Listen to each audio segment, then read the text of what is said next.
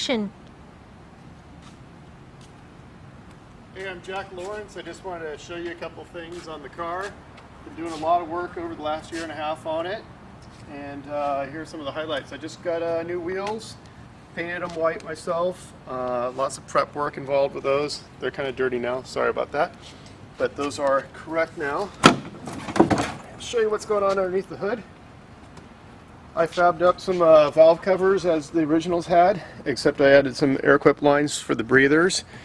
The gussets are correct, except I put 3 holes in each side because I think it looks a little cooler.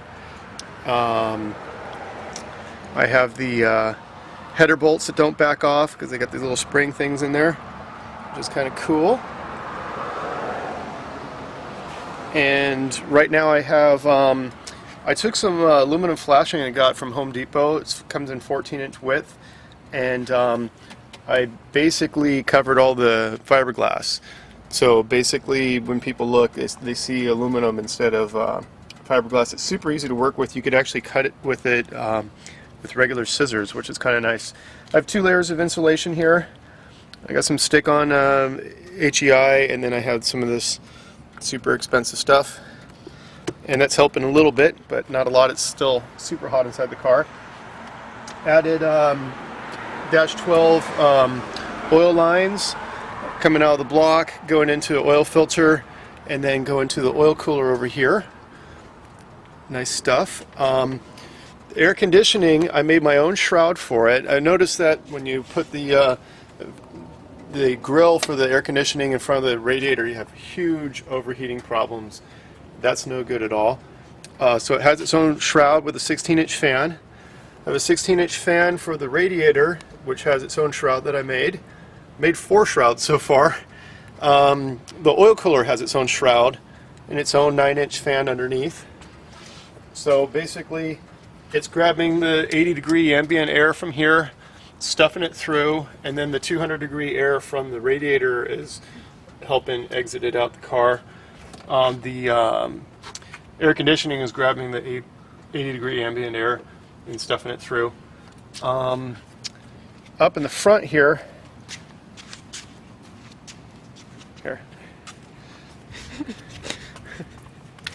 in the front here, I made my own shroud.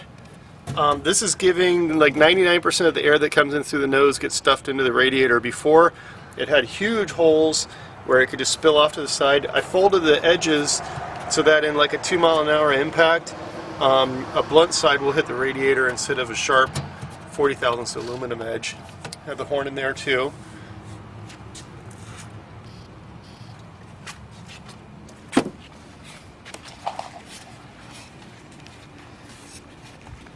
What else have I done in the engine compartment? Here's a NASCAR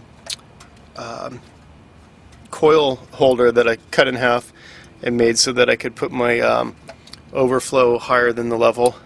This is not rigidly mounted because to top off I have to lift it to a high point.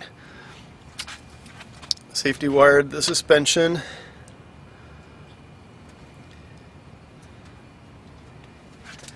Have an Optima battery.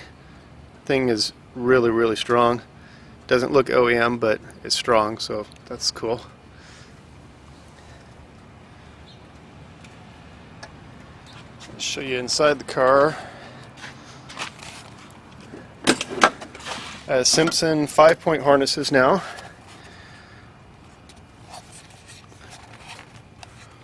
Two fire extinguisher systems. One for engine compartment, one for the interior. And here's the bottle here. It's 10 pounds of foam.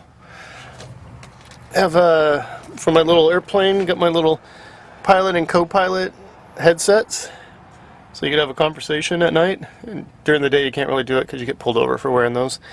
The headset headrest, I just took some 6-inch piece of wood, had it upholstered. I'll show you the mounting for it in a second. The dash I'm going to redo. This is just a cut off piece of air conditioning vent to cover an ugly hole that was there, and but that's going to be deleted when I make the new dash. And these are the correct Smith's gauges. The speedo reads backwards, which is kind of cool. I like the Smith stuff, it's kind of neat. That's the clock you could hear clicking. And then I got some little boat cups for change and whatnot. The tranny inside of there. Inside the, I added some of these, Factory 5 makes these oval pieces. I put a total of 4 in. This kind of gives a little access panel rivety look to the car, which is kind of like rivets. Here is the inner door panel.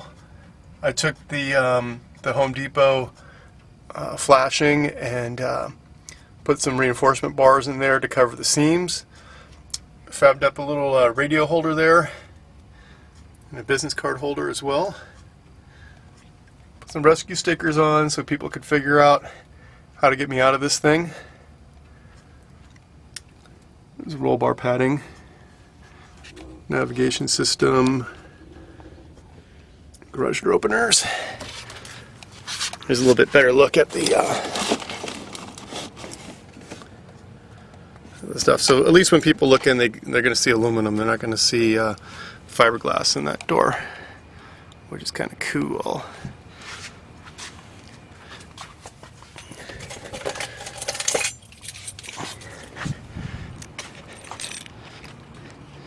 Gonna have to replace the rear deck pretty soon. It's got a lot of big cracks in it.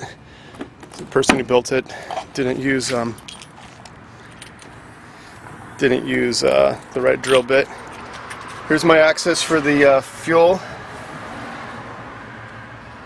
I want to make this functional without a big thing here, so I'm eventually going to put a side mount filler in there. And these are the headrests. I basically just took a piece of 7-inch steel, put a bend in it, and then I have the mounts right there. I mounted it way too low, and that's why you see the staples for the upholstery. So when I get a chance to redo that, I'll redo it higher so you don't see that. That's pretty much it for the interior. Here's the back end. These aren't functional, they just look cool. Little mountings for positive and negative.